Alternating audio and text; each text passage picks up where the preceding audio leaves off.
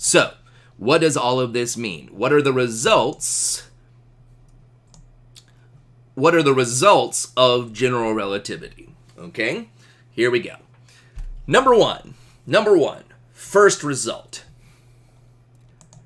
Mass bends space. Mass bends space. Result. Okay, let's go through this. First up, we have to know what we mean by space, okay? What is space? What's space? When we talk about space, what are we even talking about?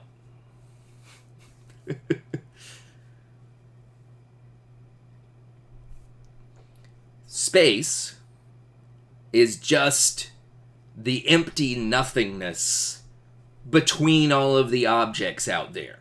It's the void. It's the nothing. It's the emptiness all around everything, okay? And what I'm saying here is that mass bends it, okay? Now here's my question. Would it be easy to see mass bending space? If you bent space, would that be easy to see? Would it be easy to tell that that had happened? Yes or no?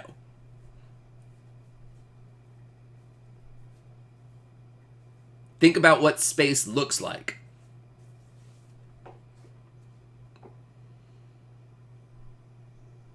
It would be really hard to tell that this had happened, okay? It would be really hard to tell if space was being bent. That's why it took us so long to figure out that this was happening, okay? Because think about it. What color is space? What color is empty nothingness?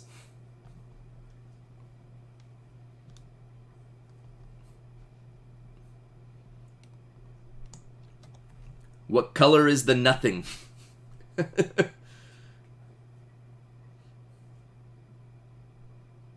Clear. It's nothing. It has no color. It's invisible, right? It's invisible. So if something is invisible and you bend it, what does it look like? If it's invisible and you bend it, what does it look like? Well, still looks like nothing, right? Still looks like nothing. So that's why it took us so long to figure out that this was happening. But even though we can't see that mass is bending space, it does have a big effect on the things in space. So we're affected by this all the time, every single day of your life. In fact, life would be totally different if this wasn't happening. Because even though we can't see it, it has a major effect. So let's try to figure out what that is.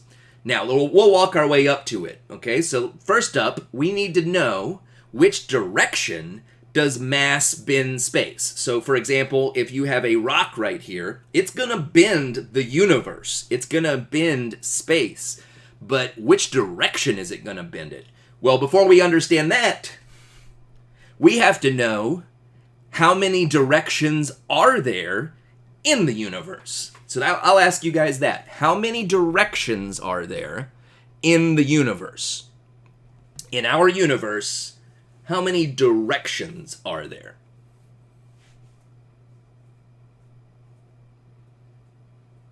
And this one's a little bit...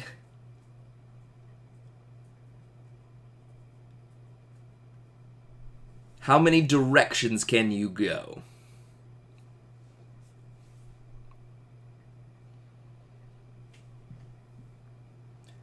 Yeah, so this one's a little bit of a trick question.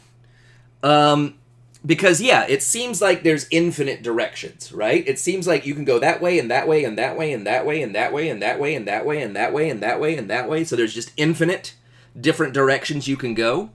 But when a physicist or an astronomer talks about directions, we only count directions that aren't a combination of other directions, okay? We only count directions that aren't a combination of other directions that we've already listed.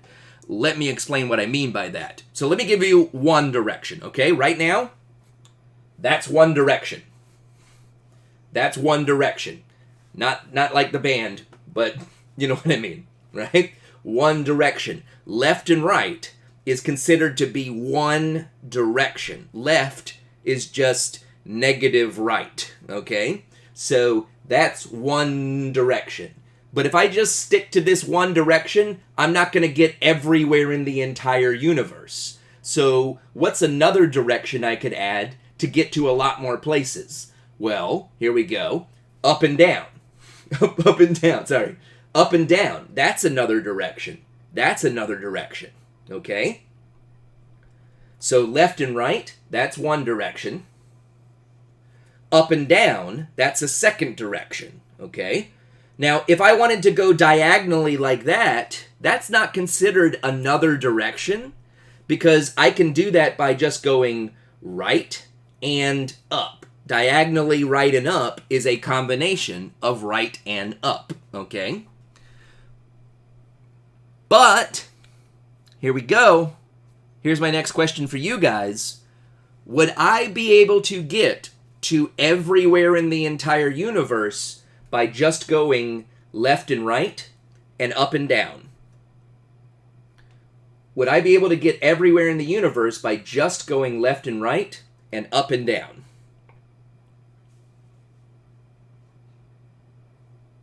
Yes or no? Is that enough to get to every single place that exists? It's not. Because check it out. Check it out. Check it out. I could get to everywhere on this screen that you're looking at by going left and right.